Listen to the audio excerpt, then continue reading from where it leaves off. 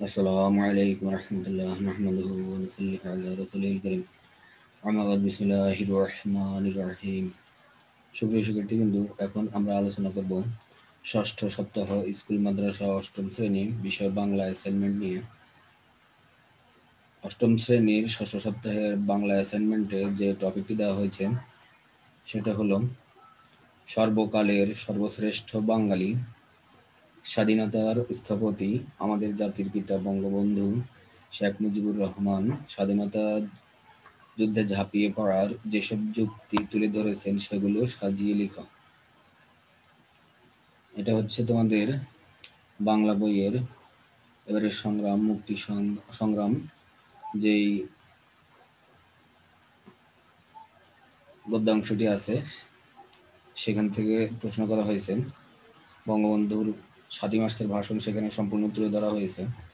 সেই ভাষণ থেকে আলোচনা করে পর্যালোচনা করে তোমাদেরকে লিখতে হবে যে তিনি কি কি যুক্তি দিয়েছেন যেন বাঙালিরা পাকিস্তানি হানাদার বাহিনীর সাথে যুদ্ধ করা অপরিহার্য। এই বিষয়টা কি কি যুক্তি দিয়ে তিনি তুলে ধরেছেন সেগুলো আলোচনা করতে হবে। আমরা তোমাদের জন্য একটি নমুনা উত্তর নিয়ে এসেছি, চলো আমরা শুরু করি। তোমাদের অ্যাসাইনমেন্টের শিরোনাম হচ্ছে এবারের সংগ্রাম, স্বাধীনতার সংগ্রাম। উত্তর: সর্বকালের সর্বশ্রেষ্ঠ বাঙালি, স্বাধীনতার স্থপতি, আমাদের জাতির পিতা বঙ্গবন্ধু শেখ মুজিবুর রহমান স্বাধীনতা যুদ্ধে ঝাঁপিয়ে পড়া যেসব যুক্তি তুলে ধরেছেন তা নিম্নে আলোচনা করা হলো। আমরা প্রথমে তার কয়েকটি উক্তি এখানে তুলে ধরেছি। আর একটা যদি গুলি চলে, আর যদি আমার লোককে হত্যা করা হয়, তোমাদের কাছে অনুরোধ রইল প্রত্যেক ঘরে ঘরে দুর্গ গড়ে তোলো। আমরা ভাতে মারবো, আমরা পানিতে মারবো, আমরা যখন মরতে শিখেছি তখন কেউ আমাদের দাবায় রাখতে পারবে না। রাজনীতির কবি, মহান নেতা, জাতির জনক বঙ্গবন্ধু শেখ মুজিবুর রহমানের ৭ই মার্চের ভাষণের প্রতিটি বাক্য যেন কবিতার পংক্তির মতো একটি অগ্নি স্ফুলিঙ্গ।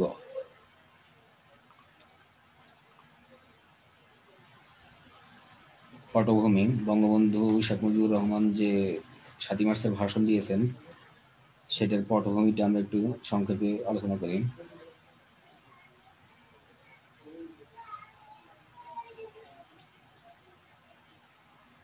১৯৬৯-এর গণঅভ্যুত্থানের প্রেক্ষাপটে পাকিস্তানের সামরিক একনায়ক আইয়ুব খান ক্ষমতাচ্যুত হন। ক্ষমতায় এসে ইয়াহিয়া খান পাকিস্তানের সাধারণ নির্বাচন দিতে বাধ্য হন। নির্বাচনে আওয়ামী লীগ একক সংখ্যাগরিষ্ঠতা লাভ করে। গণতন্ত্রের ধারা অনুসারে পাকিস্তানের শাসনভার পাওয়ার কথা আওয়ামী লীগের অর্থাৎ বাঙালির অবিসংবাদিত নেতা বঙ্গবন্ধু শেখ মুজিবুর রহমানের। কিন্তু পাকিস্তানি শাসক গোষ্ঠী বাঙালিদের হাতে ক্ষমতা হস্তান্তর না করার ও গণতন্ত্র হত্যার ষড়যন্ত্রে লিপ্ত হয়। এই পটভূমিতেই ১৯৭১-এর ৭ই মার্চ ঢাকার রেসকোর্স ময়দানে বর্তমান সোহরাওয়ার্দী উদ্যান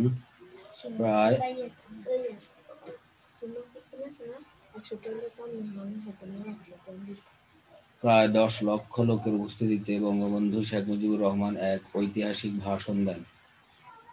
১৮ মিনিটের ওই ভাষণে তিনি বাঙালির মুক্তি না হওয়া পর্যন্ত স্বাধীনতা সংগ্রামের আহ্বান জানান। এই হচ্ছে তিনি তার ৭ই মার্চের ভাষণের ঐতিহাসিক পটভূমি। তিনি কি কি কারণে স্বাধীনতা সংগ্রামে ডাক দিয়েছেন তার প্রধান একটি কারণ হচ্ছে যে আমার ভাইয়ের রক্তে রাজপথ রঞ্জিত। ১ নম্বর হচ্ছে এটা। অবিবেচক পাকিস্তানি শাসকদেরকে বঙ্গবন্ধু প্রাণপণ বোঝাতে চেষ্টা করেছেন, কিন্তু তারা বুঝতে চেষ্টা করেনি।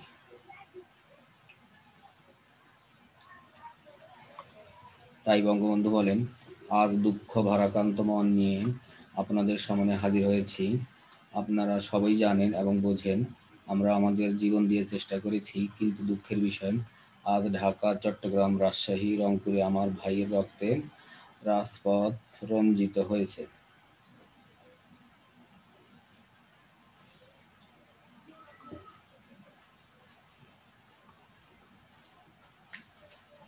বাংলার মানুষ মুক্তি চায়, এটা হচ্ছে দ্বিতীয় কারণ। বাংলার মানুষ মুক্তি চায়। বঙ্গবন্ধু বুঝতে পেরেছিলেন যে পাকিস্তানি শাসকদের নির্যাতন নিপীড়ন থেকে বাংলার মানুষ মুক্তি চায়। তিনি বলেন, আজ বাংলার মানুষ মুক্তি চায়, বাংলার মানুষ বাঁচতে চায়, বাংলার মানুষ তার অধিকার চায়। এটা হচ্ছে যে দ্বিতীয় যুক্তি তার। ক্ষমতা হস্তান্তরের টালবাহানা, 3 নম্বর যুক্তি, ক্ষমতা হস্তান্তরের টালবাহানা। বাংলার নিরীহ সাধারণ মানুষকে শোষণ ও নিপীড়নের জন্য পাকিস্তানি শাসকরা বাঙালিদের হাতে শাসন ক্ষমতা দিতে বারবার টালবাহানা করতে থাকে। বঙ্গবন্ধু বলেন, 1954 সালে নির্বাচনে জয়লাভ করেও আমরা গদিতে বসতে পারিনি। 1958 সালে আইয়ুব খান মার্শাল ল জারি করে 10 বছর পর্যন্ত আমাদের গোলাম করে রেখেছে। এভাবে 1969 সালের নির্বাচনে আওয়ামী লীগ নিরঙ্কুশ সংখ্যাগরিষ্ঠতা লাভ করলেও পাকিস্তানি শাসক বাহিনী ক্ষমতা হস্তান্তরের টালবাহানা শুরু করে। তাহলে আমরা বুঝলাম যে ক্ষমতা হস্তান্তরে আওয়ামী লীগ একক দাবিদার হলেও তারা পাকিস্তানি শাসক গোষ্ঠী ক্ষমতা হস্তান্তরে এক একবার এক এক রকমের ফন্দি ফিকির এবং ষড়যন্ত্র করে বাঙালিদেরকে ক্ষমতা থেকে বঞ্চিত রাখে। এই জন্য বঙ্গবন্ধু পাকিস্তানি শাসকদের বিরুদ্ধে যুদ্ধের আহ্বান জানান। আলোচনার নামে ষড়যন্ত্র। পাকিস্তানি শাসকগণ বঙ্গবন্ধুর শান্তিপূর্ণ আলোচনার বারবার আহ্বানের পরও পাকিস্তানি শাসক গোষ্ঠী আলোচনার নামে ষড়যন্ত্র শুরু করে। এই সম্পর্কে বঙ্গবন্ধু তার ভাষণে বলেন, ভুট্টো সাহেব এখানে এসেছিলেন, আলোচনা করলেন, বলে গেলেন যে আলোচনার দরজা বন্ধ নয়, আরও আলোচনা হবে। এখানে আরও কথা আছে, সেগুলো না বলে যেটা যৌক্তিক সেটা বলতে তিনি বললেন, পশ্চিম পাকিস্তানের মেম্বাররা যদি এখানে আসে তাহলে কসাইখানা হবে অ্যাসেম্বলি। তিনি বললেন যে যাবে তাকে মেরে ফেলা হবে। যদি কেউ অ্যাসেম্বলিতে আসে তাহলে পেশোয়ার থেকে করাচি পর্যন্ত দোকান জোর করে বন্ধ করা হবে। আমি বললাম অ্যাসেম্বলি চলবে। তারপর হঠাৎ 1 তারিখে অ্যাসেম্বলি বন্ধ করে দেওয়া হলো। এই হচ্ছে যে বিভিন্ন ধরনের টালবাহানা, আলোচনার নামে বিভিন্ন ধরনের ষড়যন্ত্র তারা করত। এই জন্য বঙ্গবন্ধু তাদের বিরুদ্ধে সংগ্রামের আহ্বান করেন। নিরস্ত্র নিরপরাধ মানুষকে হত্যা। পাকিস্তানি শাসক গোষ্ঠী শান্তিপূর্ণ আলোচনার পথকে রুদ্ধ করে নিরস্ত্র নিরপরাধ মানুষকে হত্যা করে ত্রাসের রাজত্ব কায়েম করে। বাঙালিরা ছিল নিরস্ত্র নিরপরাধ। তারা তাদের দাবি আদায়ে শান্তিপূর্ণ আন্দোলন করছিল, কিন্তু তাদের উপর পাকিস্তানি শাসক গোষ্ঠী নির্যাতনের স্টিমরোলার চালিয়ে দেয়, তাদেরকে হত্যা গুম করতে থাকে। তখন বঙ্গবন্ধু বলেন, আমরা পয়সা দিয়ে অস্ত্র কিনেছি বহিঃশত্রুর আক্রমণ থেকে দেশকে রক্ষা করার জন্য। আজ সেই অস্ত্র ব্যবহার হচ্ছে আমার দেশের গরিব দুঃখী নিরস্ত্র মানুষের বিরুদ্ধে। তার বুকের উপর হচ্ছে গুলি। আমরা পাকিস্তানের সংখ্যাগুরু। আমরা বাঙালিরা যখনই ক্ষমতা যাওয়ার চেষ্টা করেছি তখনই তারা আমাদের উপর ঝাঁপিয়ে পড়েছে। এটা হচ্ছে যে নিরস্ত্র নিরপরাধ মানুষকে হত্যা করে পাকিস্তানি শাসক গোষ্ঠী বাঙালিদেরকে দমিয়ে রাখতে চেষ্টা করেছিল। এই যুক্তি ধরে বঙ্গবন্ধু তাদের বিরুদ্ধে সংগ্রাম করতে আহ্বান জানান। বিচারহীনতা ও উল্টো দোষারোপ। পাকিস্তানি শাসক গোষ্ঠী বাঙালি নিধন ও হত্যার বিচার না করে উল্টো বাঙালি ও বঙ্গবন্ধুকে দোষারোপ করা শুরু করে। এখানে বঙ্গবন্ধু হবে বিচারহীনতা ও উল্টো দোষারোপ। পাকিস্তানি শাসক গোষ্ঠী বাঙালি নিধন ও হত্যার বিচার না করে উল্টো বাঙালি ও বঙ্গবন্ধুকে দোষারোপ করা শুরু করে।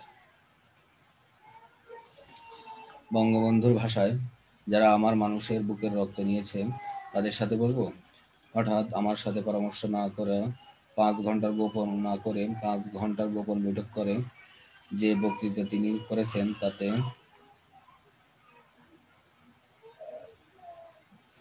সমস্ত দোষ তিনি আমার উপর দিয়েছেন, বাংলার মানুষের উপর দিয়েছেন।